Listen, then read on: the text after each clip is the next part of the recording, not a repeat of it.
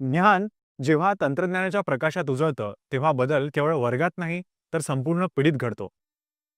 अकोल्यातील लक्कडगंज परिसरातील महापालिका उर्दू शाळा क्रमांक 8 इथली मुलं पूर्वी साध्या पाटी आणि फळ्यावर शिकायची. पण आज प्रत्येक विद्यार्थ्याच्या टेबलावर स्मार्ट टीव्ही आहे, वर्गात प्रोजेक्टर आहे. हे शक्य झालं केंद्र सरकारच्या डिजिटल इंडिया मिशनमुळे. या योजनेअंतर्गत शाळेत सुरू झालेलं आदर्श ई लर्निंग सेंटर आता ज्ञानाचा नवा अध्याय लिहितंय.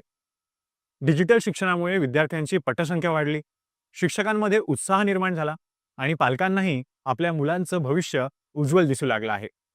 पहा, सरकारच्या उपक्रमातून ग्रामीण शिक्षणात उमटलेला हा डिजिटल परिवर्तनाचा प्रवास फक्त वास्तविकता यशाचीमध्ये.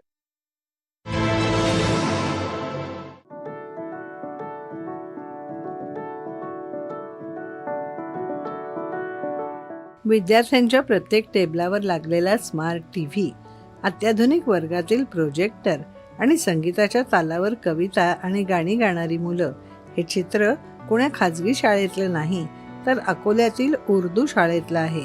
मात्र तंत्रज्ञानाच्या माध्यमातून विद्यार्थ्यांना गुणवत्तापूर्ण शिक्षण मिळावं या उद्देशाने केंद्र व राज्य शासनाच्या वतीने उर्दू शाळेत सुरू करण्यात आलेले ई लर्निंग आयडियल सेंटर महत्त्वाची भूमिका बजावत आहे.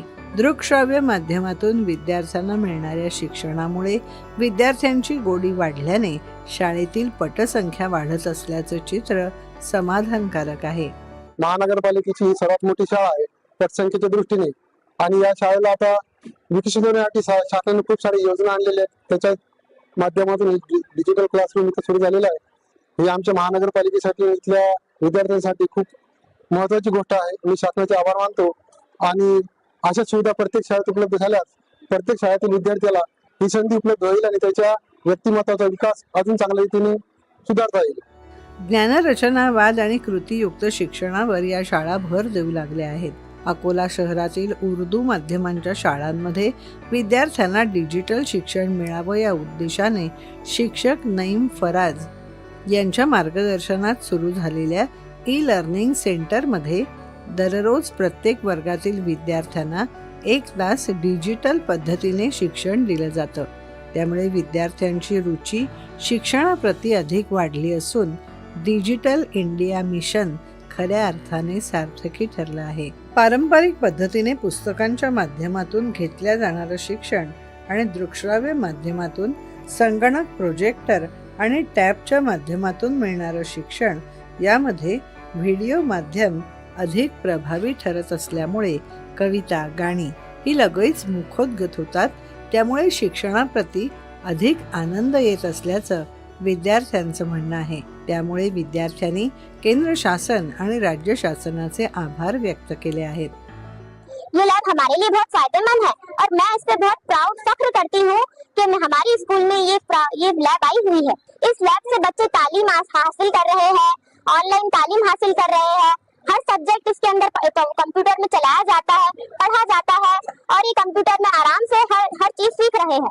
हम कंप्यूटर क्लास में ड्राइंग करना सीखते हैं और पढ़ना सीखते हैं.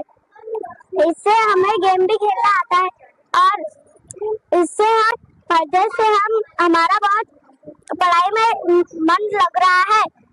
हमको रोज नया कुछ सीखने को मिलता है. ई लर्निंगद्वारे 1ली ते 8वी पर्यंतचे विद्यार्थी डिजिटल शिक्षण घेत आहेत. त्यामुळे विद्यार्थ्यांची नोंदणी वाढली आहे. अत्याधुनिक शिक्षणाला प्रोत्साहन देण्यासाठी केंद्र शासनाचा पुढाकार महत्त्वपूर्ण ठरत आहे. जो यहाँ सिखाने में भी बहुत दिलचस्पी पैदा हो रही है, क्योंकि बच्चों को सिखाना बहुत आसान हो गया है. सिर्फ उनको गाइड करना पड़ता है और उनकी दिलचस्पी इतनी रहती है कि वो अपने आप सब कुछ सीख जाते हैं. नज़में वगैरह ये इनके एक्शन बताना नहीं पड़ता, वो खुद डिजिटल तरीके से सीख रहे हैं. ई लर्निंगद्वारे मिळणाऱ्या शिक्षणाने अधिक आनंद मिळत असल्याने विद्यार्थ्यांनी केंद्र शासन आणि राज्य शासनाचे आभार मानले आहेत. दूरदर्शन बातम्यांसाठी विशाल बोरे, अकोला.